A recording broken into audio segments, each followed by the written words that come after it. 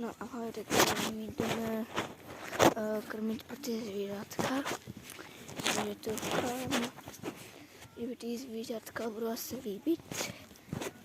Jo, mezi tím co okádu jsme tady na loupci. Takže my jdeme dál. Ještě nahoře. No a děcka jsou tady nahoře. Máme to úplně zajímá.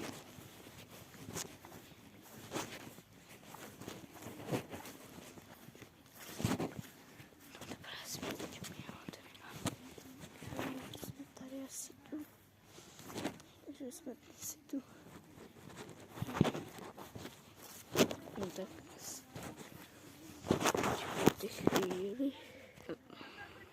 Takže my jsme tady dělali takový pro zvířátka, takže bude asi hodně zajímavý, že by to asi zežrali nebo ne, ale uvidíme, takže když jdeme dál, tak jdeme dál, ještě jdeme zpátky do školy, takže my už jdeme zpátky.